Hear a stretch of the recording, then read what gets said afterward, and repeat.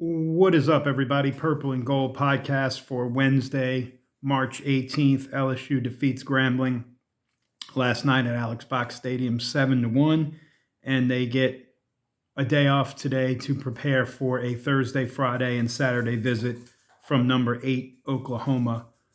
Tigers pitching staff did a nice job. They walked 3, struck out 15. It was another good outing for Cooper Williams. There was a really good outing, 2 shutout innings from Maverick Rizzi. Grant Fontenot looked pretty good. It was his first good outing in a little bit here, and he's somebody that I think you would hope could take some sort of a trajectory towards, earning a larger role out of the bullpen. The offense was a little bit of a mixed bag. It was a tough night. The wind was blowing in.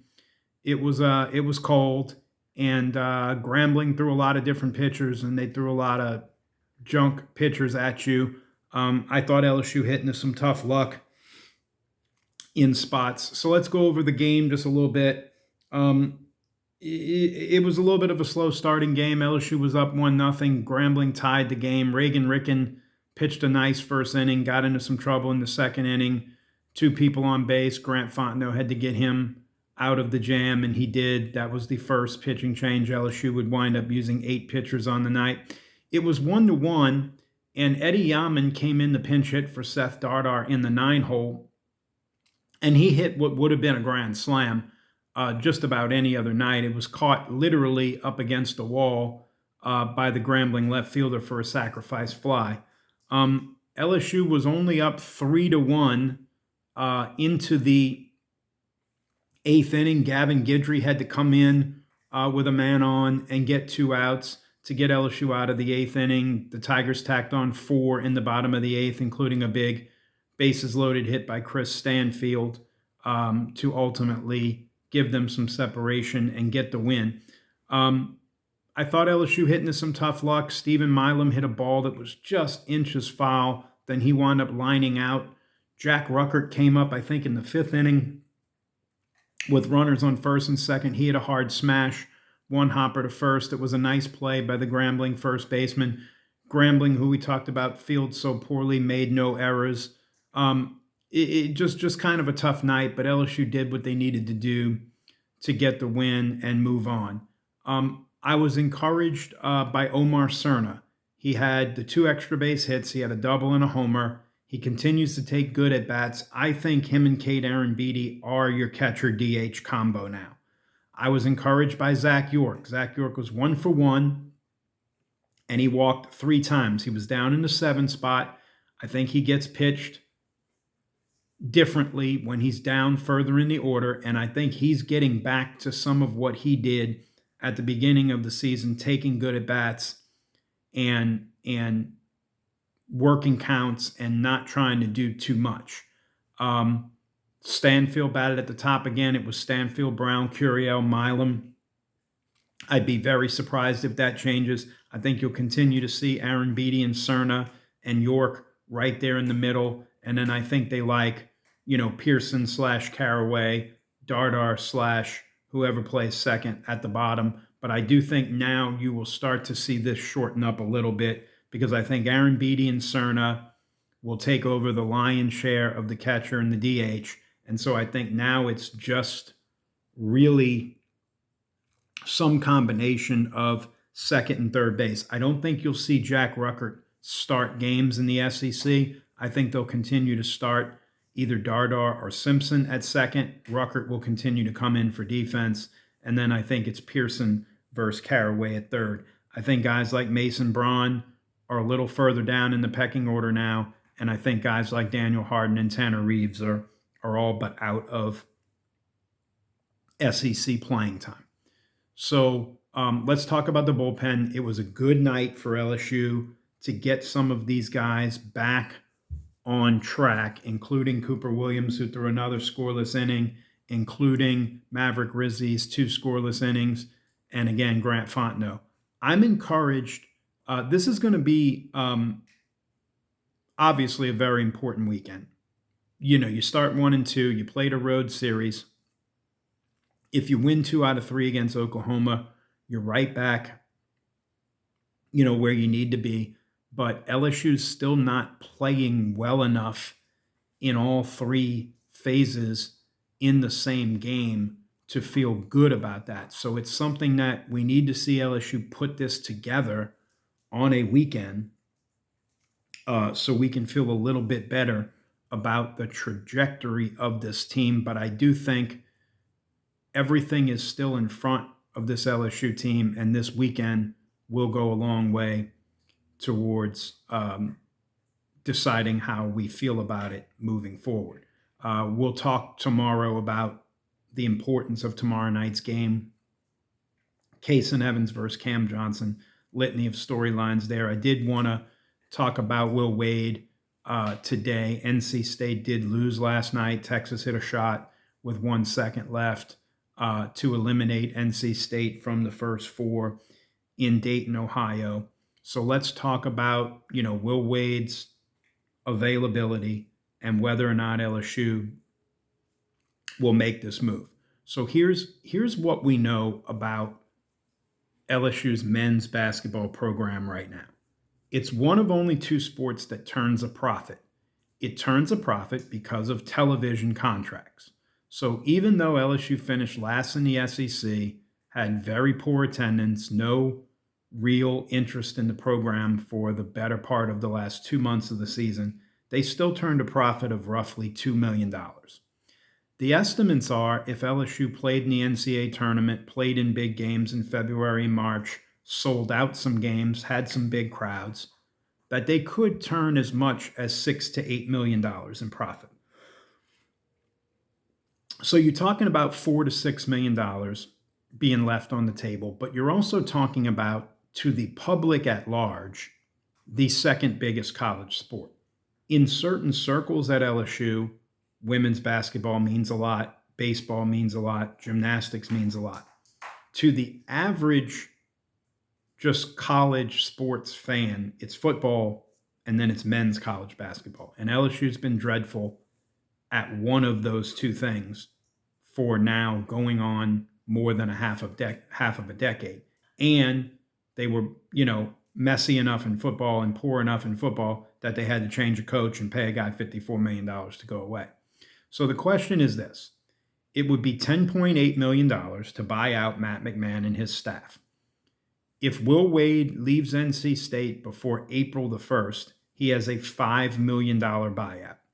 The buyout does go down to $3 million after April the 1st, but let's say LSU is not going to wait. So it would be another $5 million. So that's $16.8 million. Matt McMahon makes just north of $3 million. Will Wade makes $2.9 million at NC State. You'll have to probably bump him to 3.3, 3.4, 3.5. And, you'll have to give him I would think at least a 4 or 5 year contract. And then the reported number for LSU's roster this year was $9 million. The early word is that Will Wade would like a $12 to $15 million roster commitment. Now, there are some things relative to Will Wade that are interesting about that, and that is Will Wade may come with some of his own boosters. This is a weird way of saying it, but there were some guys who contributed to the program, both at LSU and McNeese, who may be contributing to the program at NC State. So they may be more of Will Wade boosters as opposed to LSU boosters. Could LSU say to Will Wade, look, we'll give you $9 or $10 million on the roster. Anything above that, you've got to go raise it yourself? Maybe. So what we're talking about here is $16.8 million, $15.8 million in a commitment just in the buyouts alone. Then you've got to pay Will Wade and his staff, and you've got to pay the roster. So the question would be, if you ran this back with Matt McMahon and you don't have to spend $15.8 million in buyouts, do you trust Matt McMahon and this staff enough? You're not going to give him 15 more million on top of the 9, but do you give him another 4 or 5 million on top of the 9 to try to build a better roster. You know, Matt McMahon has coached 4 years, and by any of the metrics, they've been an unsuccessful 4 years. However, the first year, I think everyone, even the harshest Matt McMahon critics, give him a pass for that, right? He came in with 0 scholarship players. We all know the story off of the mess with Will Wade and everything that happened there. And then this past year, year 4, he did lose arguably 2 of his 3 best players to injury, really basically before conference play even started. Jalen Reed got hurt the game before they went to Boston in December, and DJ Thomas got hurt right before the first SEC game. He did come back and play in a couple of games and then got hurt again, shut it down, whatever. Do those 2 years of sort of being excused, coupled with the $15.8 million that you'd have to spend, does it earn Matt McMahon a 5th year? And the flip side of it is, I think the short answer is not if Will Wade says yes. I think Jeff Landry and Lee Mallett and other members of the LSU Board of Supervisors, I know, they want Will Wade. They wanted Will Wade last year. They went to Scott Woodward. Scott Woodward said no. That was the beginning. That was really the genesis of Scott Woodward being sideways with Jeff Landry, being sideways with, at that time, a board member in Lee Mallett. He's now the chairman of the board. And I think it was those things that started the path that ended up with Brian Kelly being fired and Scott Woodward ultimately being fired, even though they said it was a mutual parting of the ways. Verge Osbury is probably not the biggest Will Wade fan, but I think Verge Osbury is very happy to be LSU's athletic director, and I think he would have no problem sitting this one out if Jeff Landry and Lee Mallett wanted to fire Matt McMahon and hire Will Wade. So Will Wade is, available now, right? NC State's season is over. I know he has said all the right things in his press conferences, that he's not going to talk about a job that's not open and that he's committed to doing the things that will make NC State better next year. NC State's brass has said the same thing, that they're committed to Will Wade and they'll do whatever they can to keep him. And ultimately, I would put this as about a 35% chance that Will Wade is LSU's next head basketball coach. I would say there's better than a 60% chance he ends up not only remaining at NC State, but possibly with some kind of raise or extension or more roster commitment or some form of all of that. But it'll be something to watch here, maybe as soon as the next, 48 to 72 hours, right? I would think if there's mutual interest between Will Wade and LSU, genuinely, this will happen fairly quickly. And I would think that maybe by next Tuesday or Wednesday, Will Wade would be announced as LSU's, Matt McMahon would be fired and Will Wade would be announced as LSU's next men's basketball coach. I think if you don't hear anything in the next 3 to 4 days, I would say that's probably an indication that Will Wade will ultimately remain at NC State. But we'll be watching it for you. We'll be back tomorrow to talk about Kason Evans versus Cam Johnson. I will give you a little hint of one of the things I'm going to talk about tomorrow. I think this is the most important start of Kason Evans' career. Previously, his most important start was last year's Sunday rubber match against Tennessee. This will be the most important start of his career. We'll be back to talk about that tomorrow. We'll preview everything with LSU and Oklahoma. As always, like, share, subscribe. Follow me on X at RobG1124. Always be good to one another. And always, always, always, go Tigers.